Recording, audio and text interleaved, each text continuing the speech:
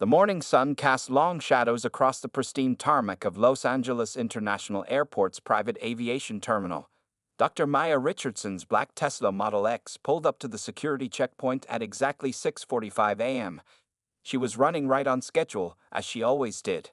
The 35-year-old neurosurgeon had earned a reputation for her precision, both in the operating room and in her daily life. Maya checked her reflection in the rearview mirror, making sure her dark brown hair was still neatly pulled back in its signature bun. Her mother had always taught her to present herself professionally, especially in spaces where people might question her presence.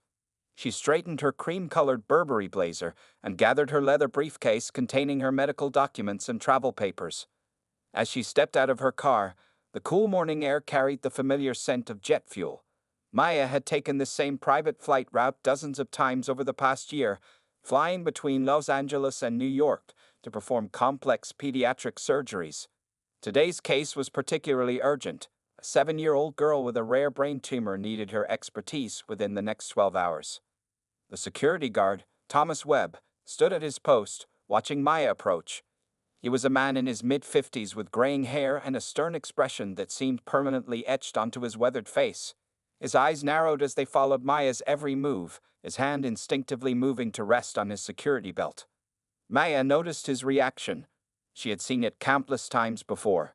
That look of suspicion, the subtle shift in posture, the unspoken question of whether she belonged there. She took a deep breath and maintained her professional demeanor, pulling out her identification badge and flight documentation before he even asked for them. "Good morning," Maya said with a warm smile, her voice carrying the confidence of someone who had earned her place in the world. She held out her credentials, but Webb didn't immediately reach for them. Instead, he stepped forward, positioning himself directly in her path to the terminal entrance. "This is a private aviation facility," he announced, his tone carrying an edge of condescension. "Do you have business here?"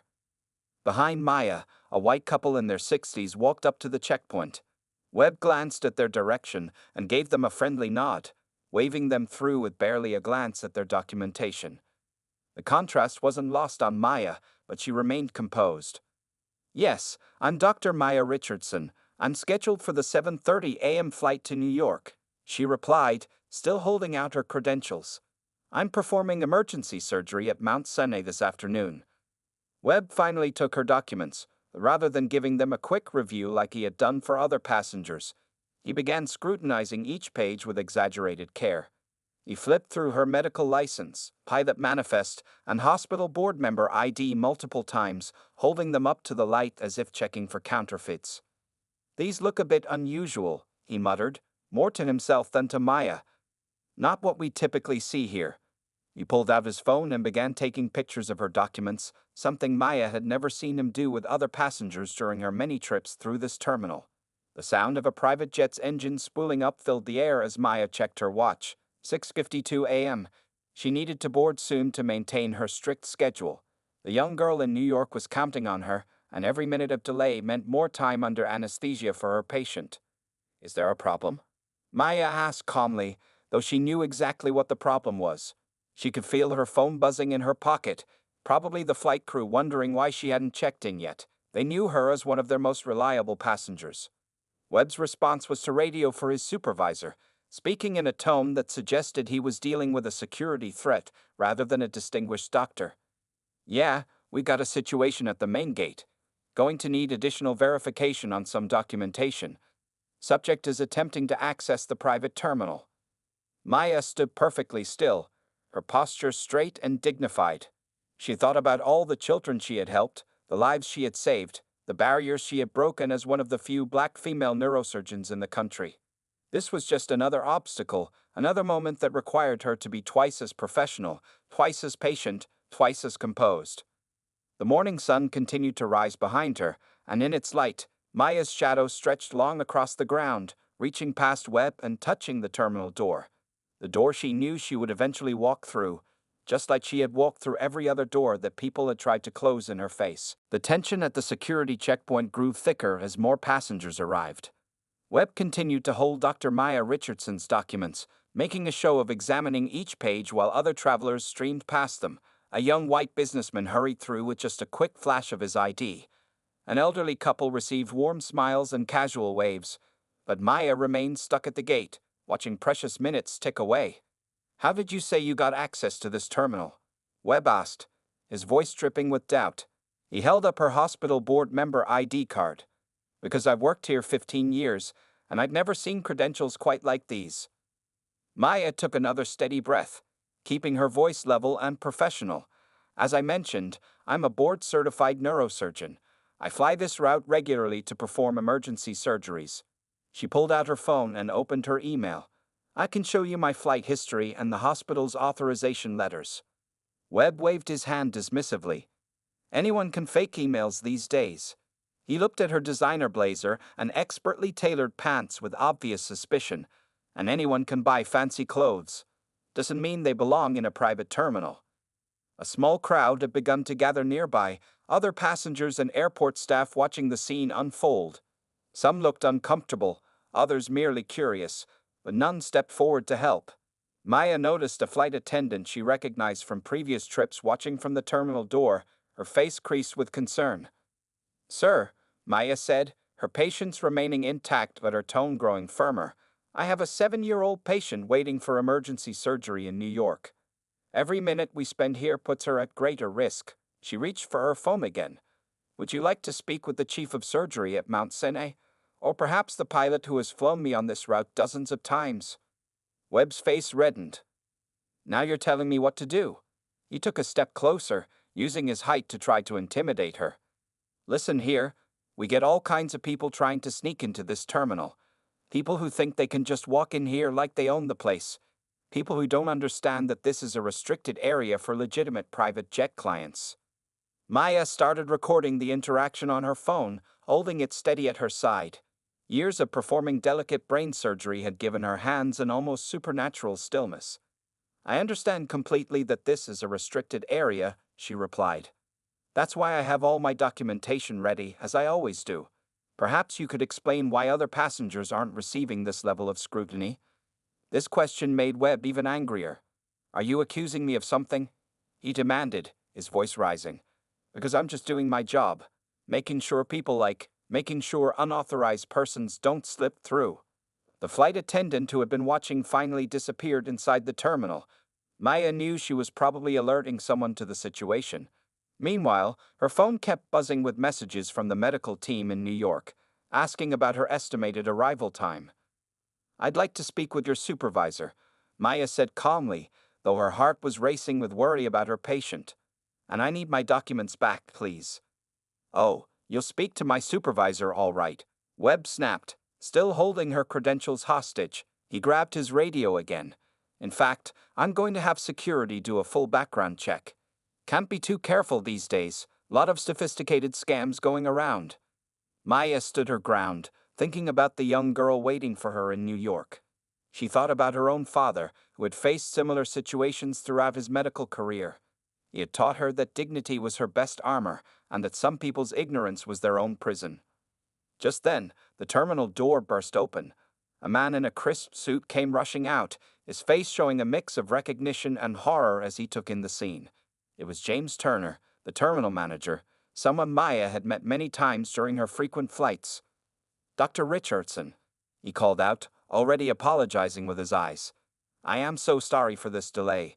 Is this gentleman giving you trouble? He shot a stern look at Webb, whose face had suddenly lost its aggressive confidence. The morning was about to take a very different turn, and Maya could see the realization slowly dawning on Webb's face as he finally began to understand exactly who he had been harassing. Terminal manager James Turner's arrival changed the entire atmosphere at the security checkpoint. Webb stood frozen, still clutching Dr. Maya Richardson's documents in his hands, his face growing paler by the second. The small crowd of onlookers watched intently as the scene unfolded before them. James, Maya said with relief, her professional composure never wavering. I have an emergency surgery scheduled in New York. The patient is already being prepped. Turner's face darkened as he turned to Webb. Give Dr. Richardson her documents back immediately. His voice carried the sharp edge of authority. This woman is one of our most frequent and respected passengers. Webb's hands trembled slightly as he handed the papers back to Maya, but he wasn't ready to admit defeat just yet. Sir, I was just following protocol. The documentation seemed irregular and... Irregular? Turner cut him off. Dr. Richardson has been flying through this terminal twice a month for the past year. She's one of the top pediatric neurosurgeons in the country. He pulled out his phone and quickly pulled up a photo. In fact, here's a picture of her from last month's hospital fundraiser, where she was the keynote speaker. I was there with my wife. The photo showed Maya in an elegant evening gown, speaking at a podium with the hospital's logo behind her. Several well-known medical professionals and celebrities could be seen in the background. Webb's face turned from pale to slightly green. But the situation wasn't over. The flight crew, having waited long enough, came marching out of the terminal. Captain Sarah Martinez, who had flown Maya numerous times, looked furious. Behind her walked the co-pilot and 2 flight attendants, all wearing expressions of concern and anger. Dr. Richardson, Captain Martinez called out, "We've been trying to reach you. Mount Sinai has called twice about the surgery schedule." She glared at Webb. "What's the holdup here?" Turner jumped in before Webb could speak. "Sarah, I apologize for this unfortunate incident. Mr. Webb here seemed to have some doubts about Dr. Richardson's credentials. His tone made it clear exactly what he thought about those doubts." Webb, desperately trying to save face, attempted one last justification. "Look, we have protocols. In today's world, you can't be too careful. I was just doing your job." Maya finally spoke up, her voice calm but powerful. "Let's be very clear about what happened here." She held up her phone, showing that she had been recording. "I arrived on time for my scheduled flight. You waved through multiple other passengers with minimal checking of their credentials. But you stopped me, questioned the authenticity of my documents, suggested I was trying to sneak in, and delayed a critical medical evacuation flight." The gathered crowd murmured in disapproval. Several passengers who had walked past earlier looked ashamed, realizing they had witnessed discrimination, and said nothing. Captain Martinez checked her watch. "Dr. Richardson, we need to get you to New York.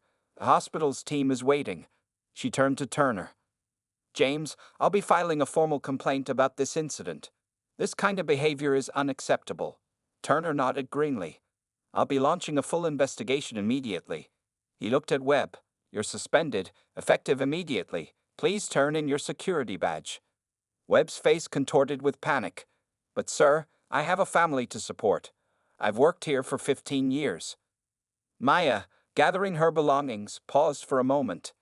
Despite everything, she felt a touch of compassion. Not enough to excuse his behavior, but enough to see an opportunity for change. "Mr. Turner," she said thoughtfully, "before you make any final decisions, I'd like to discuss this incident in detail when I return from New York. Perhaps this can be a learning opportunity for the entire staff." Turner looked surprised but nodded respectfully. "Of course, Dr. Richardson. Whatever you think is best." As Maya finally walked toward the terminal, accompanied by the flight crew and Turner, she could feel Webb's eyes on her back.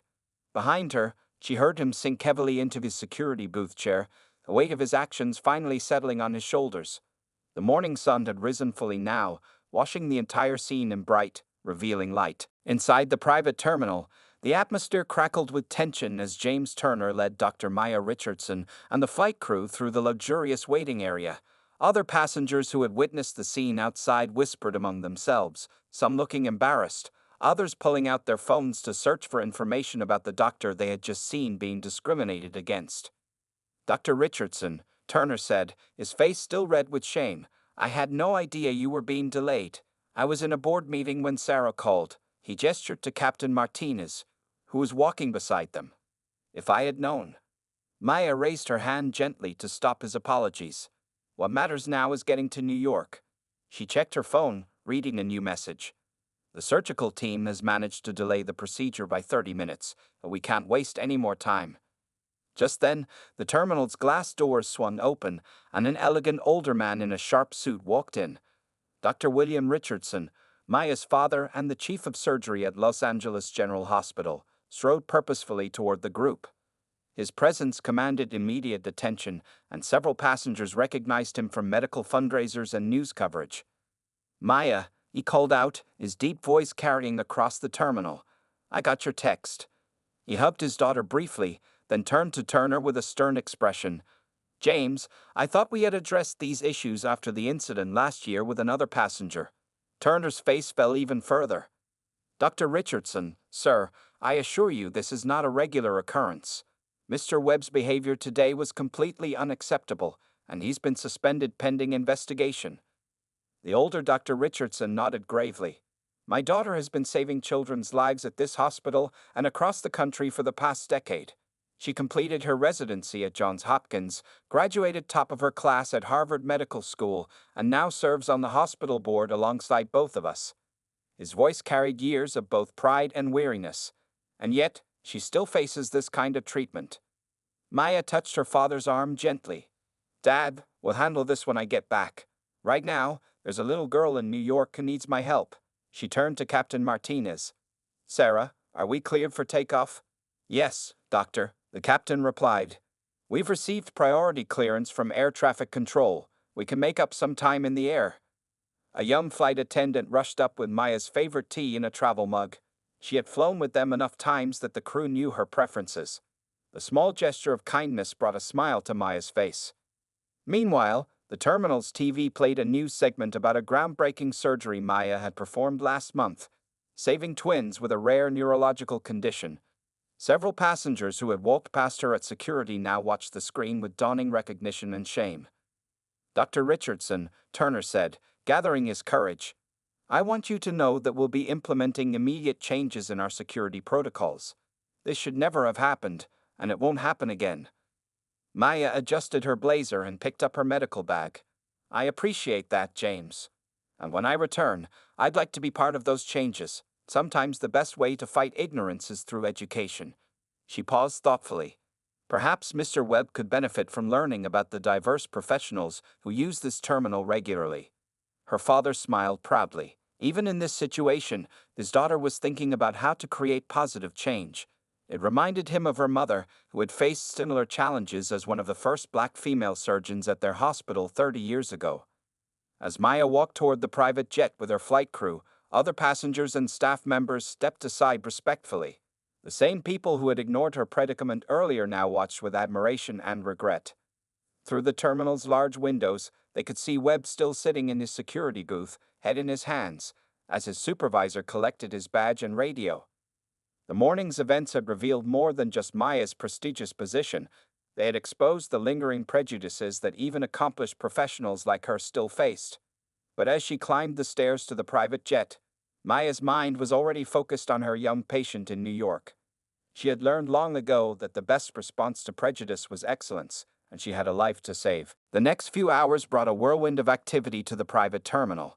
News of the incident spread quickly through social media, as several passengers had recorded parts of the confrontation on their phones. By noon, the video of Webb questioning Dr. Maya Richardson's credentials had gone viral, with millions of views and thousands of angry comments. In the security booth, Webb sat with his head down as his supervisor, Mike Peterson, collected his belongings. The security cameras had captured everything, and the footage only made Webb's actions look worse. Every time he had waved a white passenger through while scrutinizing Maya's documents, every dismissive gesture and condescending comment, it was all there in high definition. 15 years of service, Webb mumbled, his voice shaking. 15 years, gone in one morning. He looked up at Peterson with red-rimmed eyes. I wasn't trying to, I was just being careful. Peterson shook his head sadly. Tom, being careful means checking everyone's credentials properly. What you did in there? He pointed to the terminal. That wasn't being careful. That was something else. You know it. Inside the terminal, James Turner was dealing with a crisis. Major news networks had picked up the story, and reporters were gathering outside the main entrance. The hospital's PR team had already released a statement supporting Dr. Richardson, and several celebrities who had been treated by her or their children were posting messages of support. Get extra security at all entrances, Turner instructed his staff. And make sure no reporters get into the terminal. He turned to his assistant. Have we heard anything from Dr. Richardson's flight? Yes, sir, the assistant replied, checking her tablet. They landed in New York 20 minutes ago. Dr. Richardson went straight to Mount Sinai Hospital. The surgery is about to begin. Turner nodded, relieved that at least the young patient wouldn't suffer because of the morning's events. His phone buzzed with another message, this time from the company's CEO, who was cutting short her vacation to deal with the situation. Meanwhile, in the employee break room, other security guards and terminal staff watched the news coverage in silence. Many had worked with Webb for years, and none had ever seen him act so blatantly discriminatory before, or maybe they just hadn't wanted to see it. Remember last month? One guard finally spoke up. When he made that black businessman wait while he verified his documents, we all just looked the other way. Another guard nodded slowly, and that Hispanic lady with the private charter. He called immigration on her even though she had all her papers in order. The room fell silent again as they realized this wasn't an isolated incident. Outside in the parking lot, Webb walked to his car, carrying a small box of personal items. As he passed the spot where he had confronted Maya that morning, he saw a group of protesters gathering at the terminal's main entrance. Their signs called for better training and accountability in private aviation security. His phone hadn't stopped buzzing with notifications. Friends and family were sending him messages, some supportive, others expressing disappointment. His daughter, a college student, had texted, "Dad, how could you? Dr. Richardson operated on my best friend's little brother last year. She saved his life." That message hit Webb harder than anything else. He sat in his car, remembering Maya's composed demeanor despite his hostile treatment. She had maintained her dignity while he had lost his, and now everyone could see it. Back in the terminal, Turner was on a conference call with the company's diversity and inclusion team. They were drafting new security protocols and planning mandatory training sessions for all staff. On his desk lay a preliminary incident report, with phrases like racial profiling and discriminatory behavior highlighted in bright yellow. "We need to do better," Turner said into the phone. "This isn't just about one guard or one incident. We need to change the whole culture." He looked out his office window at the protesters below. "And we need to start today." The morning's events had sparked a conversation that was long overdue, and its ripples would continue to spread far beyond the walls of the private terminal. Sometimes it took a moment of public shame to force people to confront uncomfortable truths about themselves and their institutions. 14 hours after the incident at LAX, Dr. Maya Richardson stepped out of the operating room at Mount Sinai Hospital. The surgery had been successful. The 7-year-old girl would make a full recovery. Despite the morning's troubles, Maya had remained focused on what mattered most, saving lives. As she walked to the doctor's lounge to change, her phone buzzed constantly. The video of her confrontation with Webb had exploded online, gaining millions more views. Major news networks wanted interviews, civil rights organizations were calling for action, and social media was flooded with similar stories from other professionals who had faced discrimination. Maya sat down heavily in a comfortable chair, finally allowing herself to feel the emotional weight of the day. Dr. Sarah Chen, a colleague at Mount Sinai, brought her a cup of hot tea and sat beside her. "The whole hospital's talking about what happened," Sarah said softly. "The video reached New York before you did. Everyone's angry on your behalf." Maya took a sip of tea, thinking carefully about her response. "Anger isn't what we need right now," she finally said. "What we need is change." She pulled out her laptop and began typing an email to James Turner.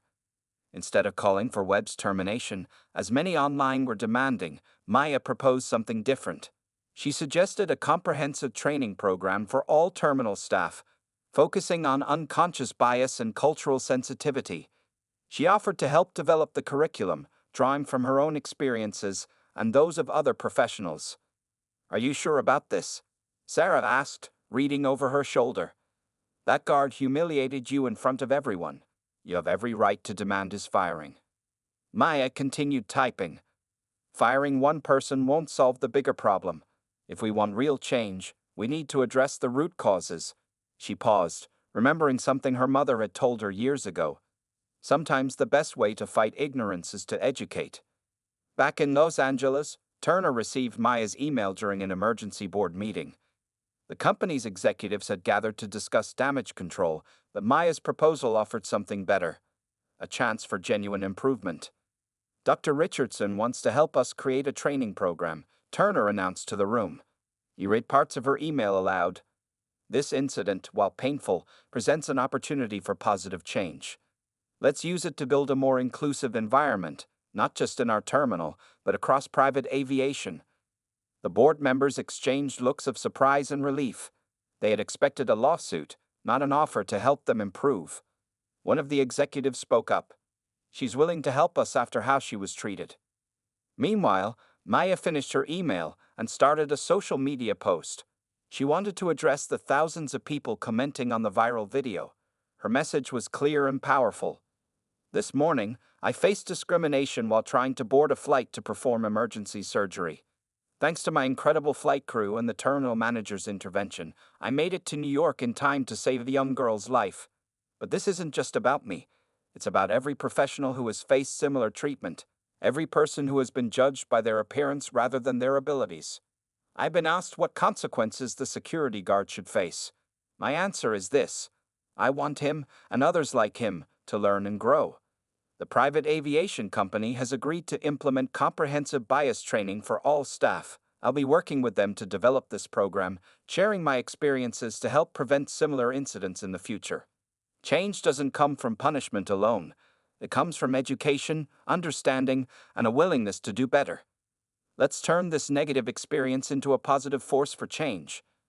As she finished typing, a nurse came in to update her on her patient's condition. The little girl was awake and asking for her parents. Maya smiled, closed her laptop, and stood up. There would be time later to deal with the broader implications of the morning's events. Right now, she had a patient to check on. The post would go viral within hours, but Maya was already focused on what she did best: healing others. In more ways than one. 1 month after the incident, the private aviation terminal at LAX looked very different. New signs welcomed travelers in multiple languages, and the security staff wore badges indicating they had completed cultural sensitivity training. But the biggest change wasn't visible. It was in the way things worked behind the scenes. Thomas Webb sat in a conference room, watching Dr. Maya Richardson speak to a group of security personnel from various private terminals across the country. He hadn't expected to keep his job, but Maya's intervention had given him a second chance, with conditions. "Bias isn't always obvious," Maya explained to the group, her voice calm and clear. "Sometimes it's hidden in the small decisions we make without thinking. Which passengers do we scrutinize more? Who do we wave through without a second glance?" Webb shifted uncomfortably in his seat, remembering his actions that morning a month ago. His daughter had made him watch the viral video of the incident 5 times, pointing out every mistake he had made. It was like watching a stranger, a person he didn't want to be anymore. At the front of the room, Maya clicked to the next slide, showing statistics about discrimination in private aviation. Last year alone, there were over 200 reported incidents of bias at private terminals across the country. But for every reported case, many more go undocumented. James Turner, sitting at the back of the room, nodded in agreement. The company had done a thorough review of their security footage from the past year, finding numerous cases of unequal treatment that had gone unnoticed or unreported. The evidence was impossible to ignore. But today, Maya continued, "We're not here to shame anyone. We're here to learn and grow." She looked directly at Webb as she said this, and he found himself sitting up straighter. Change begins with awareness. The training program Maya had helped develop was now being adopted by private aviation companies across the country. It included real-world scenarios, role-playing exercises, and honest discussions about unconscious bias. Today's session was being recorded for use in other terminals. During the lunch break, Webb gathered his courage and approached Maya. His hands trembled slightly as he held out a letter. "Dr. Richardson," he said quietly, "I wrote this for the training manual you're putting together. It's my side of the story. What I learned from that day." Maya took the letter and read it carefully. Webb had written about his background, his assumptions, and how the incident had forced him to confront his own prejudices. He described how his daughter's reaction had opened his eyes, and how the training program had helped him understand the impact of his actions. "This is exactly what we need," Maya said, looking up from the letter. "Real experiences, real change. Would you be willing to share this story in other training sessions?" Webb nodded, surprised and relieved. "Yes, I would. I want others to learn from my mistakes." Around them, other security staff were engaged in serious discussions about their own experiences and biases. The atmosphere was different from regular security training, more personal, more honest. People were sharing stories they had never told before, admitting to prejudices they hadn't even recognized in themselves. Later that afternoon, Maya received an email from a black business executive who frequently used private aviation. He wrote about flying through LAX the previous week and noticing the changes. For the first time in his career, he hadn't been singled out for extra scrutiny. It felt normal, he wrote, and normal shouldn't feel like such an achievement, but it did. As Maya packed up her presentation materials, she saw Webb teaching a new security guard the proper way to check credentials, the same process for everyone, regardless of appearance. He caught her eye and gave a small, respectful nod. Outside, the Los Angeles sun was setting, casting long shadows across the terminal's parking lot. A private jet took off overhead, carrying passengers who had all gone through the same security process, all been treated with the same respect. It wasn't a perfect system yet, but it was getting better. Change was happening, one person at a time, one decision at a time, and sometimes, Maya reflected, that was how the biggest transformations began, not with dramatic gestures, but with small shifts in how people saw each other and themselves. 6 months had passed since the incident that changed the private aviation terminal at LAX. On a bright autumn morning, Dr. Maya Richardson pulled up to the security checkpoint for her regular flight to New York. The familiar scent of jet fuel filled the air, but everything else felt different. Thomas Webb stood at his post, now wearing a silver pin that identified him as a certified diversity and security trainer. When he saw Maya's car approach, he straightened his uniform and took a deep breath. They hadn't spoken one-on-one since the training sessions ended 3 months ago. "Good morning, Dr. Richardson," Webb said professionally, following the new standardized security protocols. He checked her credentials efficiently, just as he did with every passenger. "Your flight crew called ahead. They're ready for you." Maya noticed the positive changes immediately. Behind Webb's station, a large sign displayed the terminal's new motto, "Excellence in service, equal in treatment." A diverse group of passengers moved through security smoothly, each receiving the same level of professional attention. "Thank you, Mr. Webb," Maya replied, noting how far they'd both come from that tense morning 6 months ago. "How are the new trainees doing?"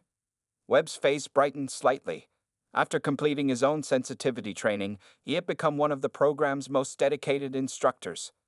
"They're learning well, Doctor. Your training module really makes them think differently about their assumptions."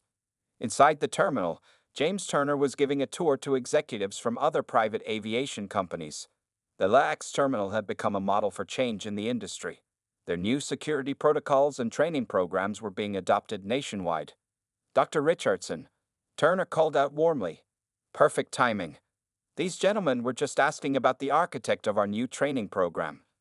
Maya joined them briefly, answering questions about the program's success. The statistics spoke for themselves. Complaints about discriminatory treatment had dropped to 0 in the past 3 months, while customer satisfaction scores had reached an all-time high. As she talked, Maya noticed a young black woman in a pilot's uniform walking confidently through security.